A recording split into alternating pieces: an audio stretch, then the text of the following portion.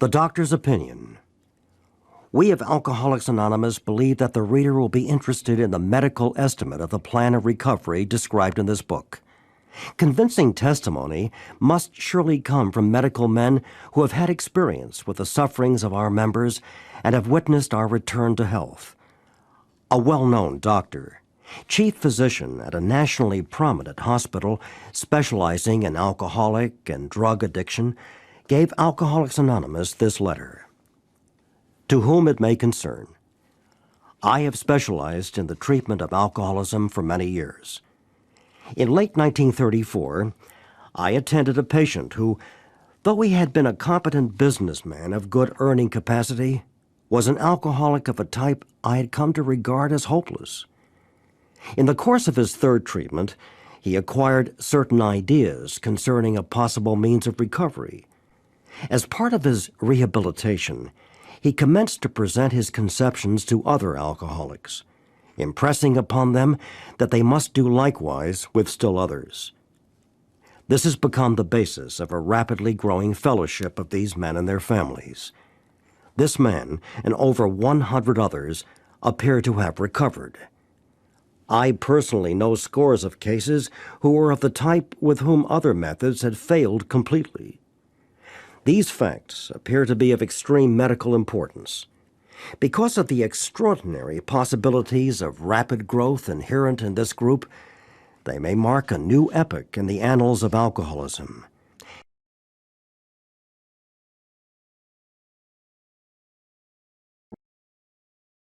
These men may well have a remedy for thousands of such situations. You may rely absolutely on anything they say about themselves.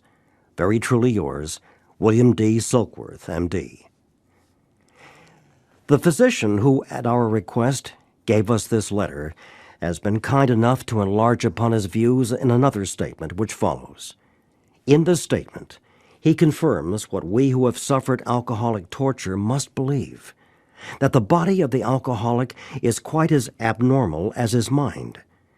It did not satisfy us to be told that we could not control our drinking just because we were maladjusted to life, that we were in full flight from reality, or were outright mental defectives. These things were true to some extent, in fact to a considerable extent with some of us. But we are sure that our bodies were sickened as well. In our belief, any picture of the alcoholic which leaves out this physical factor is incomplete. The doctor's theory that we have an allergy to alcohol interests us. As laymen, our opinion as to its soundness may of course mean little. But as ex-problem drinkers, we can say that his explanation makes good sense. It explains many things for which we cannot otherwise account. Though we work out our solution on the spiritual as well as an altruistic plane, we favor hospitalization for the alcoholic who is very jittery or befogged. More often than not, it is imperative that a man's brain be cleared before he is approached, as he has then a better chance of understanding and accepting what we have to offer.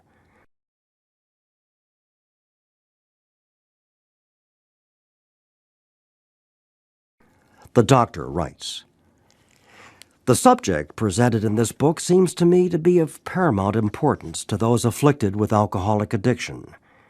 I say this after many years' experience as medical director of one of the oldest hospitals in the country treating alcoholic and drug addiction.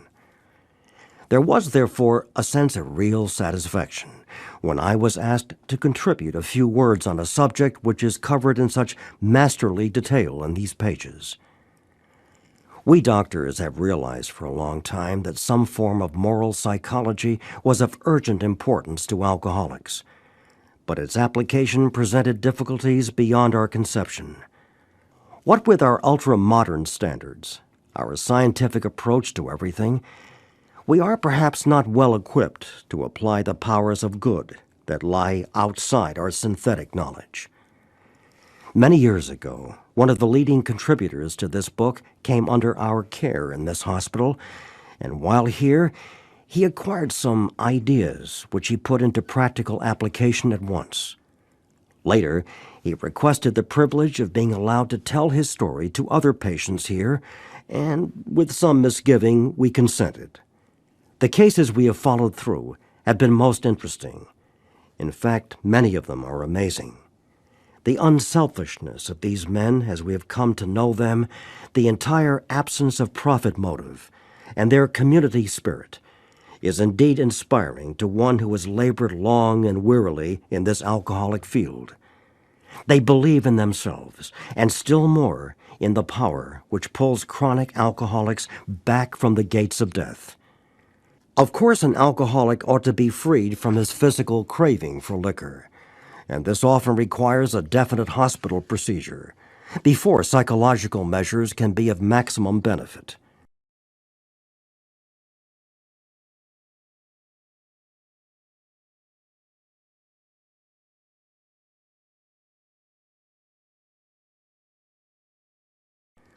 We believe, and so suggested a few years ago, that the action of alcohol on these chronic alcoholics is a manifestation of an allergy, that the phenomenon of craving is limited to this class and never occurs in the average temperate drinker. These allergic types can never safely use alcohol in any form at all, and once having formed the habit and found they cannot break it, once having lost their self-confidence, their reliance upon things human, their problems pile up on them and become astonishingly difficult to solve. Frothy emotional appeal seldom suffices. The message which can interest and hold these alcoholic people must have depth and weight. In nearly all cases, their ideals must be grounded in a power greater than themselves if they are to recreate their lives. If any feel that as psychiatrists directing a hospital for alcoholics we appear somewhat sentimental, let them stand with us a while on the firing line, see the tragedies, the despairing wives, the little children. Let the solving of these problems become a part of their daily work, and even of their sleeping moments, and the most cynical will not wonder that we have accepted and encouraged this movement. We feel, after many years of experience, that we have found nothing which has contributed more to the rehabilitation of these men than the altruistic movement now growing up among them.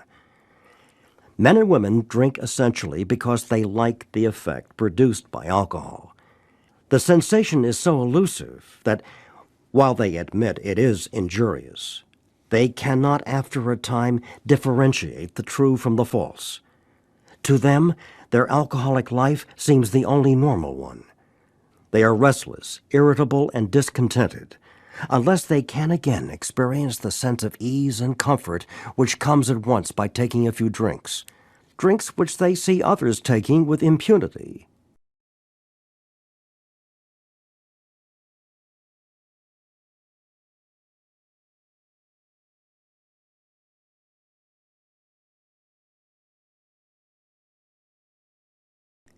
After they have succumbed to the desire again, as so many do, and the phenomenon of craving develops, they pass through the well-known stages of a spree, emerging remorseful, with a firm resolution not to drink again.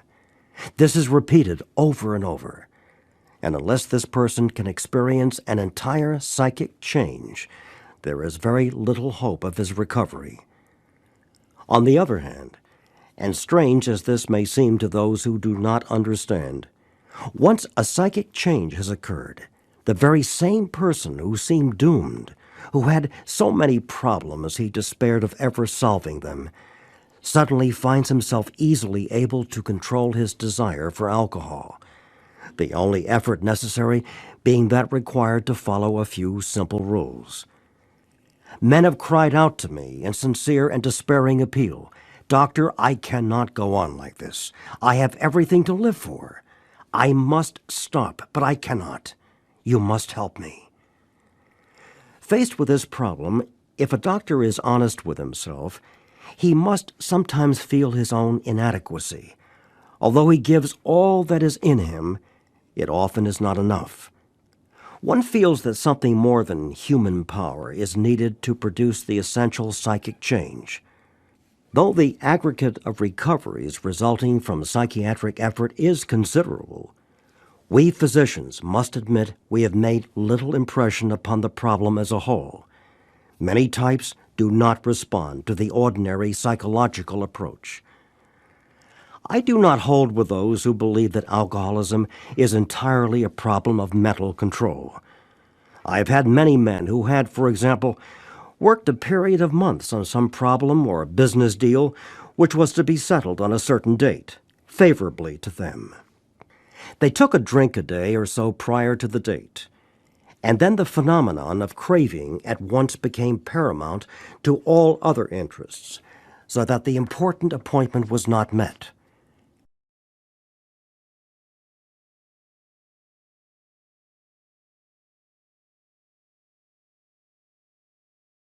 These men were not drinking to escape. They were drinking to overcome a craving beyond their mental control. There are many situations which arise out of the phenomenon of craving which cause men to make the supreme sacrifice rather than continue to fight. The classification of alcoholics seems most difficult and in much detail is outside the scope of this book. There are, of course, the psychopaths who are emotionally unstable. We are all familiar with this type. They are always going on the wagon for keeps. They are over-remorseful and make many resolutions, but never a decision. There is the type of man who is unwilling to admit that he cannot take a drink. He plans various ways of drinking. He changes his brand or his environment. There is the type who always believes that after being entirely free from alcohol for a period of time, he can take a drink without danger. There is the manic-depressive type who is perhaps the least understood by his friends, and about whom a whole chapter could be written. Then there are types entirely normal in every respect, except in the effect alcohol has upon them. They are often able, intelligent, friendly people. All these, and many others, have one symptom in common. They cannot start drinking without developing the phenomenon of craving. This phenomenon, as we have suggested, may be the manifestation of an allergy which differentiates these people and sets them apart as a distinct entity. It has never been, by any treatment with which we are familiar, permanently eradicated. The only relief we have to suggest is entire abstinence. This immediately precipitates us into a seething cauldron of debate. Much has been written pro and con, but among physicians, the general opinion seems to be that most chronic alcoholics are doomed.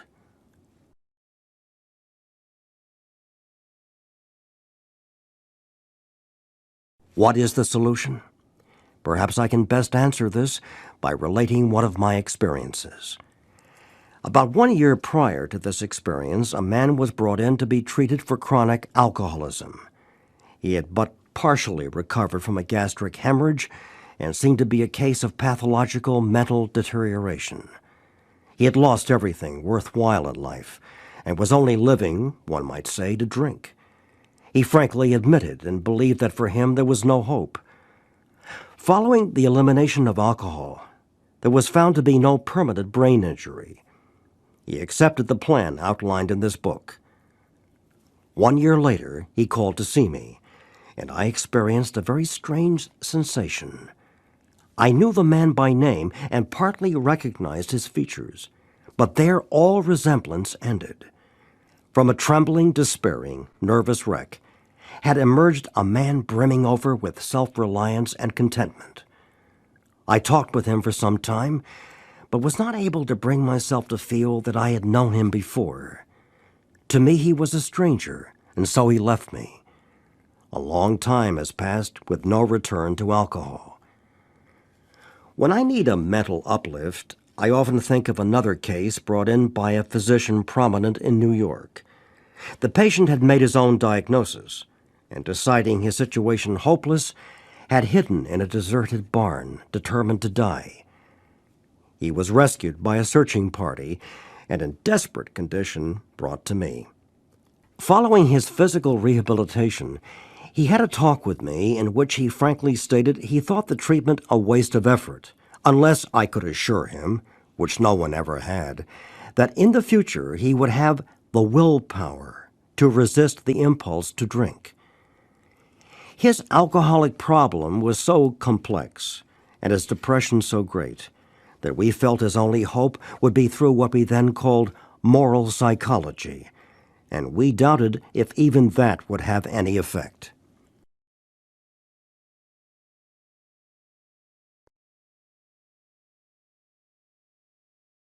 However, he did become sold on the ideas contained in this book.